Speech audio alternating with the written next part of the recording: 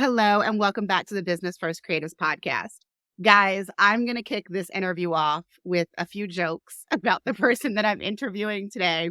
Guys, this is attempt number 3. Attempt number 3 to do what I think is going to be an amazing podcast interview. I am here with Lindsey Bartell. She is a fabulous birth photographer and doula based right here in the Denver metro area. And she is yet another local guest that I have never hugged in person.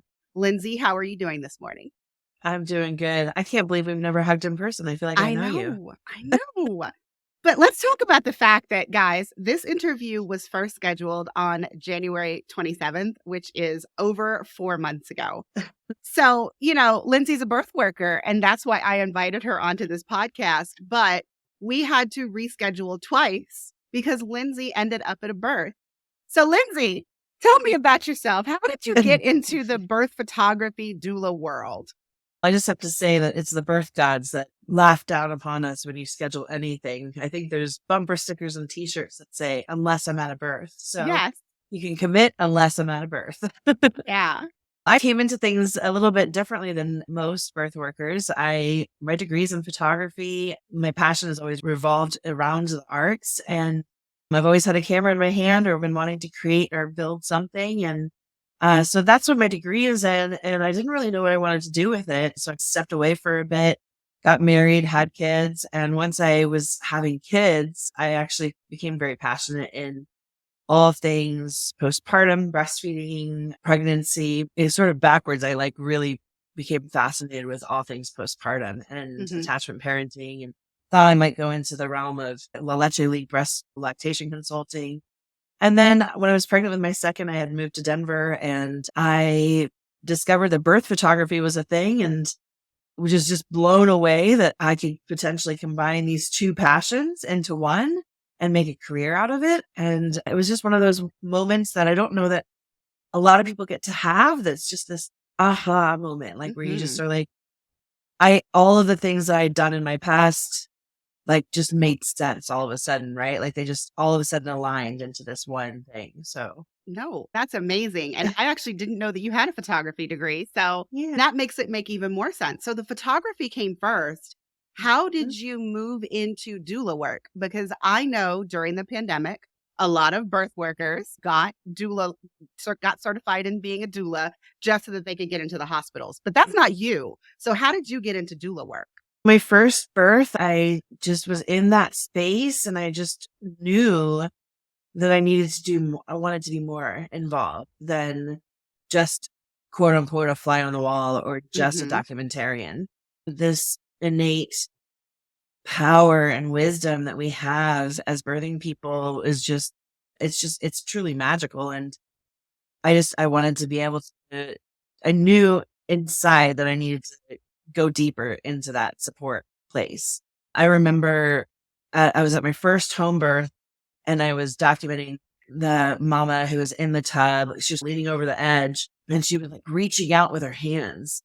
And my intuition was just grab her hand. And I wasn't sure if I was permitted to cross that threshold, that sacred space, but I just had to listen to that intuition. And I reached out and I held her hand and she, held on for life. And then I used my other hand and picked up my camera and documented myself holding her hand. Aww. And I just I'm getting chills talking about it now because it was just I was oh, I gotta be in this. I gotta be in this space. So that was the moment. And I think it's really interesting because I'm pretty sure that it was at the Birth Becomes You symposium last year where I heard you talk about the fact that when you go into the birth space, you really don't want to go in just as a photographer anymore. You like being within the birth space and entering what you call that sacred space to guide them through it as well. And so I thought that was a really interesting perspective. So what does your business offerings look like now? I mean, we've got birth photography, and how does doula services come into it? And do you still take clients that are only birth photography clients? Oh, absolutely. I almost see them as easier. It's oh, this is a walk in the park. Doula support is really intense. There's a ton of emotional space that you have to hold for your clients. And not that I don't hold those for my photography only clients. It's absolutely there. It's just in a very different way. I've not been invited to be in that role And so I respect that boundary. There's still emotional space, but in a different way. So yeah, no, what I don't offer is doula without photography. There you go. So when I sat down to build my business and create packages, I had to ask myself what was important for me, what was my passion and my heart saying. And I, at the time, felt it was very important for me to have that photography piece, that artistic piece. Mhm. And so I built my packages accordingly. I don't offer doula without photography. And as I've done this now for almost 7 years, I have realized that they almost aren't separate pieces now, right? They almost come hand in hand. I really feel that the beauty of being a doula is this ability to offer intellectual, educational, informational resource piece, this sort of brainy element. Mhm. I get to offer a physical piece where I'm physically present, creating that relationship and trust and physical hip squeezes and being there with you in the birth space. I'm able to create this sort of emotional relationship, and then that some people could define as spiritual or not. And then the photography provides the final sense to me, which is the visual piece. And to be able to create this imagery where people can see themselves in their power, in their vulnerability, these juxtaposing feelings and emotions, falling in love with their partners all over again in a way they didn't know was possible, seeing their baby that first moment. When you're in it, it's the blur. There's a lot of things happening. So to be able to have this imagery, it's healing, not just immediately at postpartum. It's healing and soul reviving for years and years to come, right? It's like photographs are like wine. They get better with age. The further away you get from the time it happens, the more valuable they are. Okay. So let's talk about, it's not the elephant in the room, because I started this whole conversation telling people that this is the third time that we rescheduled this. Lindsey, how do you have a life? Because I take births like very rarely, only for my current clients, only when I super love them, because I feel an incredibly high level of anxiety every time I'm on call because I don't want to miss it. But also, like, I feel like I can't live my normal life. If I have a client in Fort Collins, which for the listening audience, if you don't know, that's about 45 minutes north of me, I feel like I can't go to Denver for brunch because I will be too far away from where my client might be delivering the baby. And so, like, how do you balance this? So, first of all, what does a month workload look like for you? Like, how many clients are you taking per month? Mm-hmm. Well, I'm going to remind you, friend, and I'm going to play the joke in on you too, that if you recall, well, our second cancellation was because you were potentially going to be at a birth as well. So yes, that is true. Yeah. Yeah, I take my number is like 3. It feels like a really good number for me. And since I take both photo and doula clients, there's a lot more touch points. And so if I have 3 doula clients on my books for 1 month, I'll probably cap it there. But if I have 3 photo only clients, I'd probably take a doula client on because I have a little bit more flexibility in my schedule and the time allotted. How to balance all of it? I think the more you do it, the more it just becomes part of your lifestyle and it becomes less nerve-wracking, right? Like you just get comfortable in that space. And certainly when I first started, there was periods of time where I felt like I was trapped in my home because I felt like I couldn't go too far. But you just have to continue living your life and trust. Like there's a ton of trust. Like I have these affirmations I say on the way to, people have heard me say this before, but when I'm on my way to a birth, and may I share them with you? Yes, you may. So I say, I am a badass birth photographer and doula. I'm good at what I do. I provide for my family and I will arrive at this birth on time. And it helps me. It helps me not speed. I don't want to get pulled over. It helps me calm my nerves and come into my body and shift gears a little bit and know that it's all going to happen the way it's supposed to. If I miss the birth, I miss the birth. If I'm there early, I'm there early. And I turn around and come back. I just have to trust. Certainly there's times where we've had to say, for me, it's like going down to Cheyenne Mountain Zoo or something. And I'm like, we can't do that this time, but maybe next week we can. I think having a really supportive family, my partner, my husband is incredible. He supports me because he sees that it's something that feeds my heart and my soul. And in turn, then, nourishes our family. And then also, at the same time, it's important to set boundaries. And I had to discover that the hard way.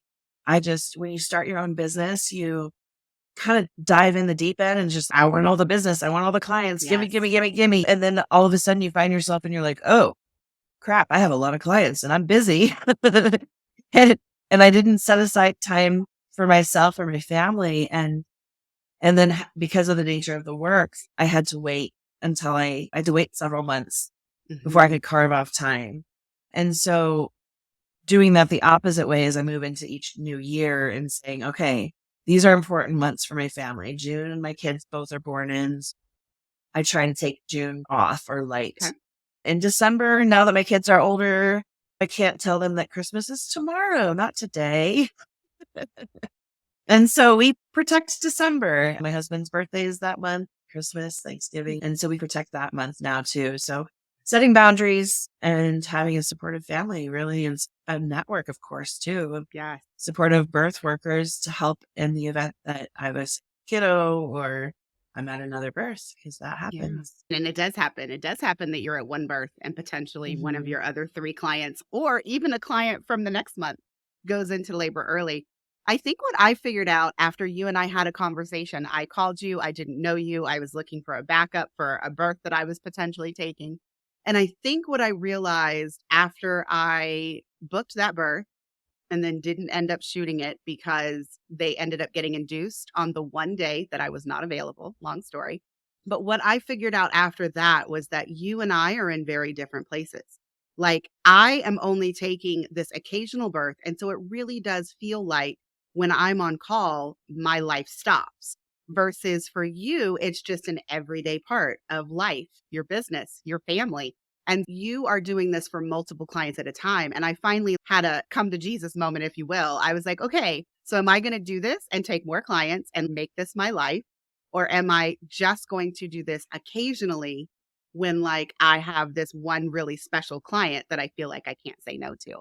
But I'm Right. always fascinated by because like we all need really strong boundaries in our business, regardless of what you do. But I feel like birth workers really need boundaries because, you Mhm. know, everything overlaps for you guys. So you've got the doula side and you've got the birth side for the photography, but then you also do videos. So, Lindsay, how do you add that into the mix? Because that just feels like a lot.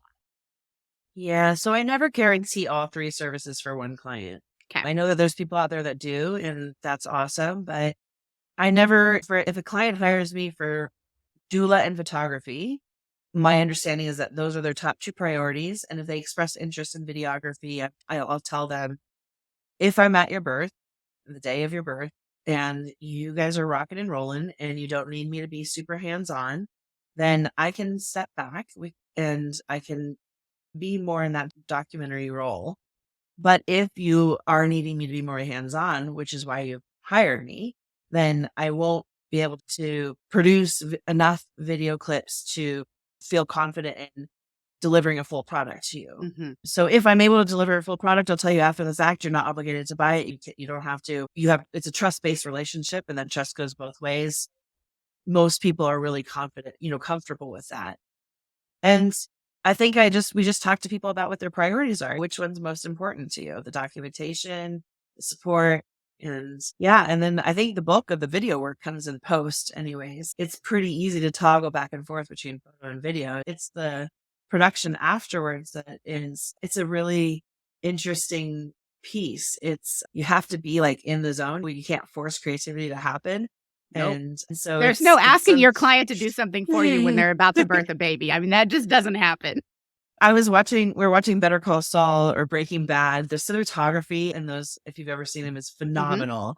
One of those episodes last night had a truck going down the road, but the way that they filmed it was to get like this super macro close up shot of the shattered glass rattling in the back of the bed of the truck. And it was Hmm. just, and like you knew it, you could feel it. And I was like, God, those details, like, what am I missing? How do I get that in birth?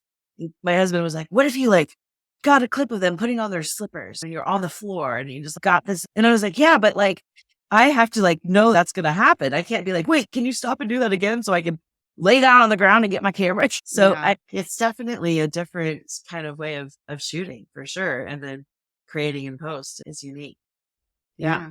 I don't know. I like to have my hands in lots of different little things. I love working with Birth Becomes You and creating those projects for them. And I'm really involved, I think, in the community and networking and just staying involved with as much as I can with all things birth. That's really important in order for you to continue to offer the services. Because, like you said, like you feel really confident in the people that could potentially be on call for you in case you have a sick kid, in case, a client goes into labor and you're already at a different birth. It is important to have community. I don't even think that I could think of another business offering where it's more important than it is for birth Hmm. workers. But let's flip the script slightly. Let's talk about self care because I know that you are someone that is very into self care. And you've already talked about how you take the month of June off and the month of December off. Are there any other things that you do for yourself in order to preserve yourself to give all that you have to give to your clients when you are with them for their services? There's so much more that I could do, really, to be completely honest with you. I think that I don't know if it's just I don't know, as women, as mothers, as humans, not sure, but we tend to put ourselves last, or some of us do. And I'm certainly guilty of that. And so I could be better. But yeah, some of the things that are important to me are getting outside, getting my hands dirty. I love gardening and planting. I have house plants galore. And I love the sunshine on my skin and Ah, being with my kids and playing with them. I get a ton of energy by being near water. So that's a little bit tricky here in Colorado, but I love going to the beach. Being with my husband, live music. Those are things that like really make me feel good. And just continuing to create and being with other like-minded people and doing things that aren't necessarily birthy, but still creative. And mhm. that feeds my soul a lot too. I should probably do a lot more in the physical realm of things. I love yoga, but don't do it enough. And yeah, No, all of yeah, that but sounds amazing, Lindsay. thanks. I think we can be really hard on ourselves, but I think it is really important. We're expected in this space to hold space for the birthing person in a physical, like I said, in a physical and emotional way, but also being expected to be an artist at the same time. That's a lot of sides to have to balance, and you have to come into that when you're offering to do this for somebody. It's important that you don't take it lightly and that you come into their space clear and ready to go. And that requires good sleep and That good is the one time that minds. I get good sleep, Lindsay. When I'm on call, I tell you what, I sleep like no one's business at like 8:30, 9 o'clock on the dot. My daughter's like, Mom, why are you going to bed? I'm like, nope, I'm on call. Like I can't stay up until 1 o'clock and take the chance that a client calls me at 2:30 after I've just fallen asleep. And now I'm expected to get up and grab my Right. bag and drive, potentially up to an hour from my house to get to the birthing space. Like, I just can't. So I joke around. Sometimes I should just tell myself that I'm on call because I get really good sleep when I'm on call. Lindsay, I want to talk about money. I want to talk about money Mhm. because I know that you are very passionate about making sure that, and I don't want to say that we're charging our worth because Mhm. what you do as a birth worker is priceless. But I don't think that people really think about the fact that we do everything and more than a wedding photographer does. And people expect to pay a very high price tag for their wedding photography, but they don't equally expect to pay that for someone to come and document their birth when you're on call. You have no idea when the person's going to deliver, how long their delivery process is going to be, and you can't. It's not ethical to charge someone more just because their labor took longer. How do you determine your prices? What was your rationale for how much you charge for each of your That is the big question, isn't it? Mhm. When I first started doing sort of market research and found out that the average doula was charging 850 Oh my for God. birth. And granted, this was 7 years ago, but still, I was Mhm. just shocked. And I said, well, I'm not doing that. That is not for me. I'm not going to leave my home, pay for a babysitter, do these things at that rate. And I'm going to charge more. And as I built my packages, I probably overdo it, but I tried to do value add, right? So what you're getting from me is going to be more expensive than other people, but what I'm bringing to the table is also different. And I really focus my conversations with prospective clients around instilling the value in the product and identifying that kind of emotional hook and finding out like because I think that we will all shift our budgets to accommodate our priorities.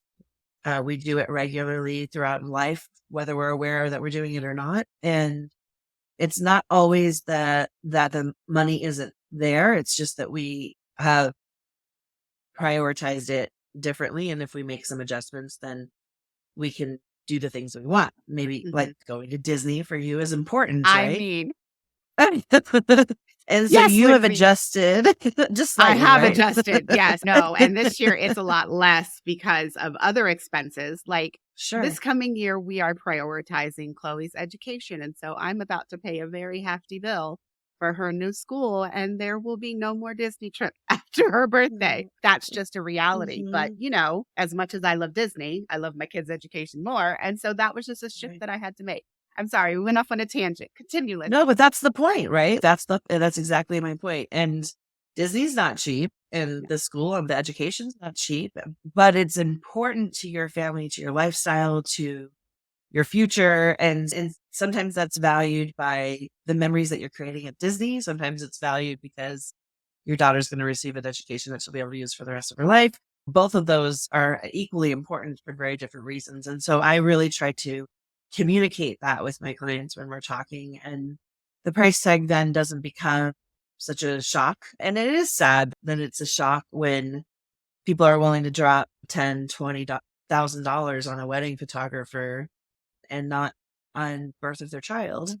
Mhm. And I recognize I'm not trying to be insensitive to the fact that there are other expenses involved with having a child. I recognize that fully. But I do believe that the way that you feel bringing your child into this earth, the way that you're able to reflect back upon it, that has long lasting effects. And the services that I provide those are some soul based services that are, some people could call luxury, but other people could call necessity for healthy, happy lifestyles. Yeah. I don't know if that answers your question, but It does. It does. And I think for myself, because again, we all value different things. And I don't think you know this about me, but I got married in a park for $80. Like I didn't have a huge wedding. I've been married for over 22 years now. Very happy, very good in my decision. But I think what I sometimes struggle with is that people expect the high price tag with a wedding. Now, you can totally do your wedding photography on a lower end within a budget, but I think that it's the expectation that most people don't bat an eye when someone spends like a lot of money on their wedding photography, their wedding film, those kinds of things, but they don't have that same sense of understanding when someone says that they dropped 5, 10 grand on their birth. Like right. I just personally don't. And I think that it's not even that I'm a mother. It's not even that I'm a photographer. It's just that I see those two things as both very valuable to different people.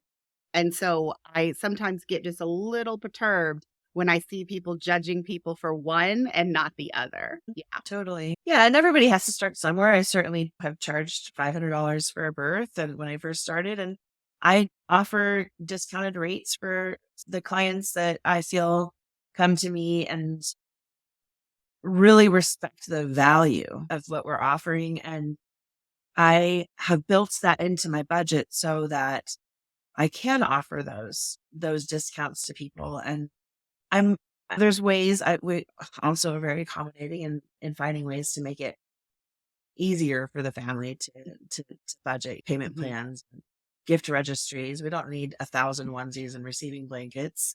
Ask for Or don't, because half of them don't get I, used. Let's be I honest. know.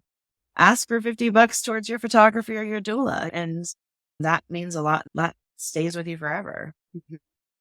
Yeah. Okay, let's continue to talk about the business, but in particular, what do you outsource in your business? Do you outsource anything? And literally, you outsource the session if you need to because you get caught up with a sick kid or But like beyond that, what do you just outsource in your business on a regular basis?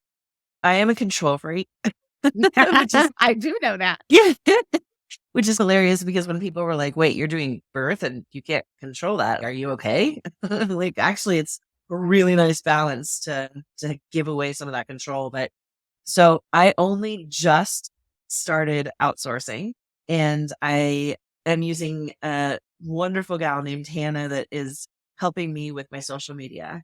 I do not know why I am so hung up on it, but I just get so stuck in this cycle of, I don't know, self-doubt, self-criticism.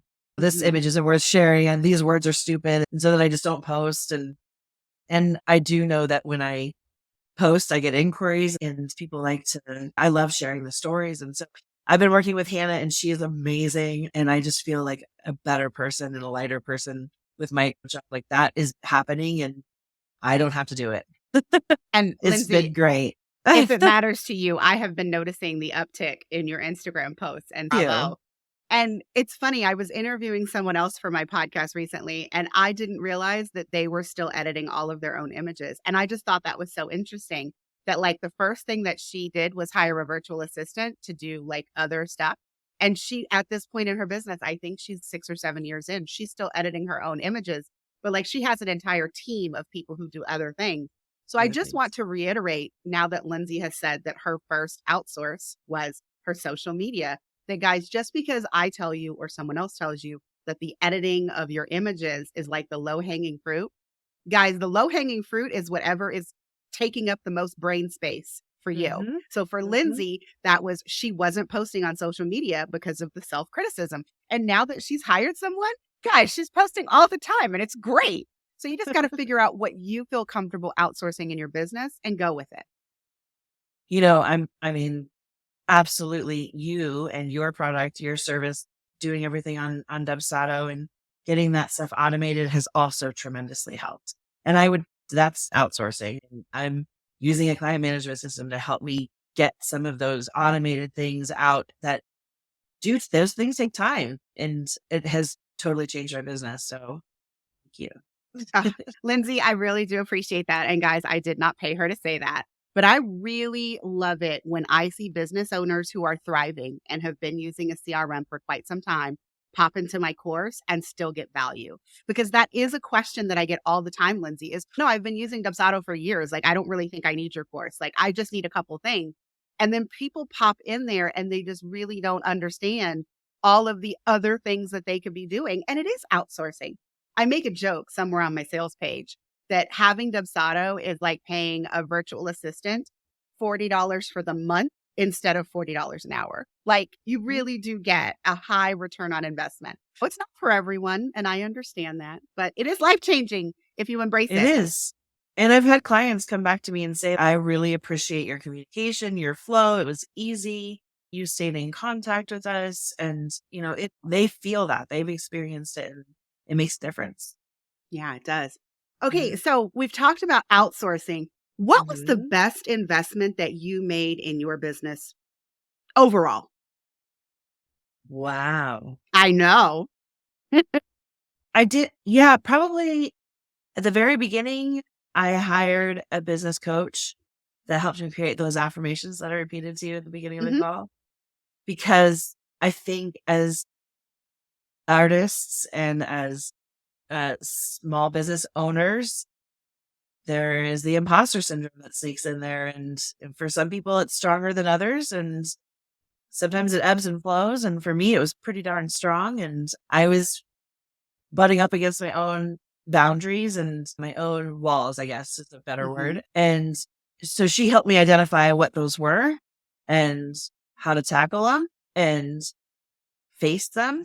And I think working with her really shifted my perspective in myself and that I'm allowed to be successful and Mhm. I will provide for my family and having trust in that and investing in myself. Is that a It selfish is. answer? No, it's not a selfish answer, Lindsay, and I can't believe that you are the first person to mention it in this way to where I could come back and I could say, I will say from the end of being a business coach and actually like hiring a business coach as well.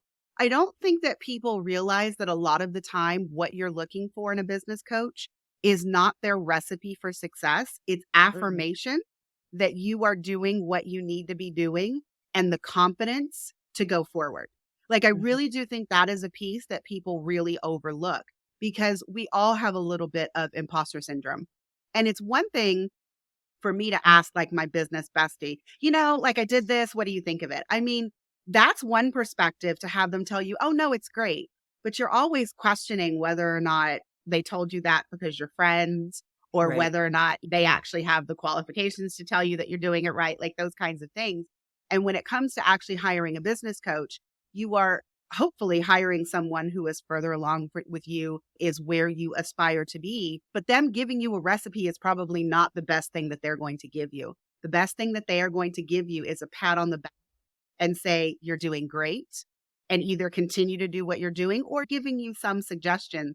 But I feel like sometimes people think that they're going to go to a business coach and this business coach is just going to transform your entire business and change it from top to bottom. And quite often, that's not what anybody needs from a business coach. Do you agree? Yeah.